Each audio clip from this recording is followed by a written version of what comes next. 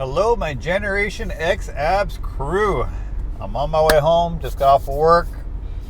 I was supposed to be getting a small cancer area removed today. And 3 hours before my appointment, the dermatologist calls me and says, hey, you know what? I'm not feeling too good about removing that area of cancer because it sprung up again so closely to the last time.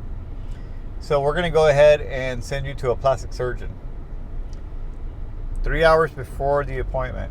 This is what I hear, and this is after I scheduled the appointment. I think the wait time was like a month and a half, 2 months. So these are some of the things that we deal with, us Generation X people. As we're getting older, we have a lot of friends that get cancer. Ourselves, we get cancer. It just seems to be running rampant. It's wild. It's, I'm guessing it's environmental. It's in our food, our air, our water. It's everywhere. So it's one of those things we've got to deal with.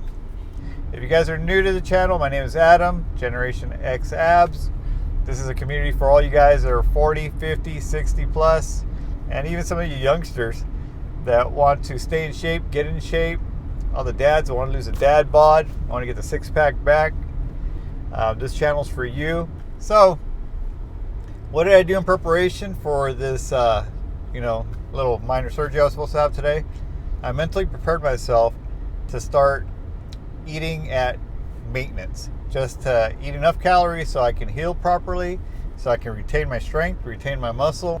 Just focus on that so that way I can do that for like the first week. Let the stitches heal, just get some steps in here, a few steps here on the first day, second day of healing, some more steps, and just keep gradually building as the healing process would go, as I would go through it.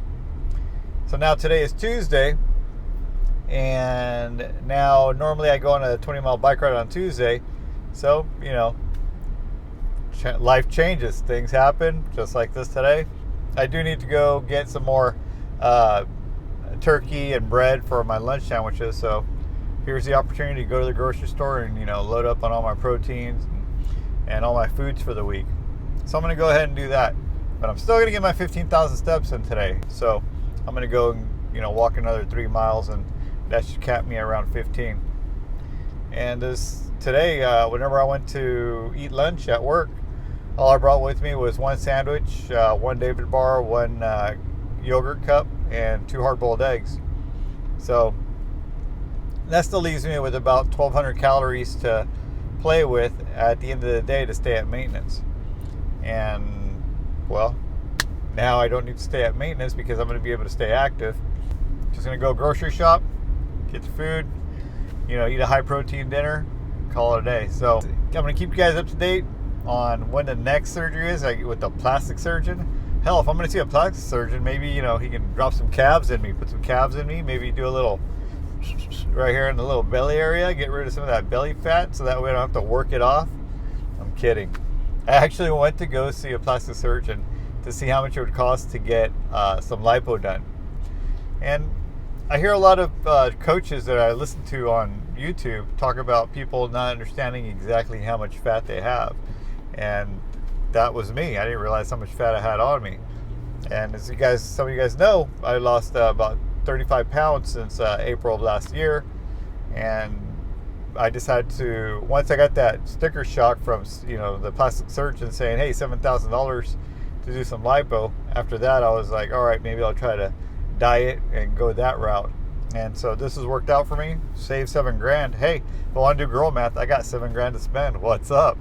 You guys, it's hard to realize, how much body fat you actually have. And not only that, thanks to not paying to get that plastic surgery done and get that lipo done, I've learned so much about dieting and health and visceral fat, subcutaneous fat, fasting, nutrition.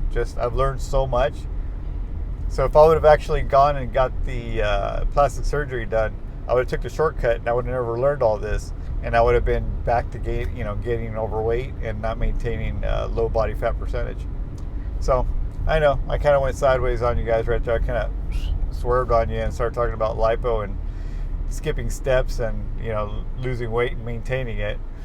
But yeah, so there's my update as far as my cancer removal.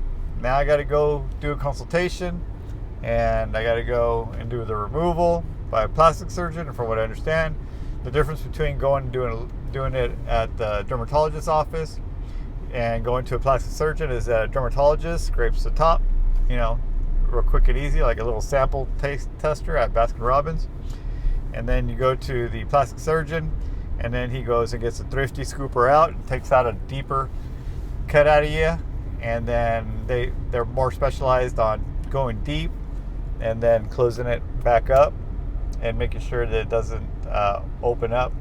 So yeah, so I guess they're going to go deep, and they're going to cut out a lot more, and hopefully I won't be out of commission for too long. Luckily, this was like a dry run at how are you going to deal with this situation, and I started doing all the math in advance and all the planning. So now whenever I do go see a plastic surgeon and they tell me, oh, you're going to be down for a month, who knows, even longer, then that's whenever I'll be able to recalculate and apply what I've already learned, so that way I can try to retain my muscles, retrain my strength, stay at a low body fat percentage, and work around having those stitches and try not to bust those stitches. So thanks everyone who has subscribed. Be sure to hit the notification bell so you know when I upload another video. Hit the like button, and be sure to support the channel by checking out GenXAbs.com and purchasing the merch. All right, you guys, I'll check back in with you guys in later.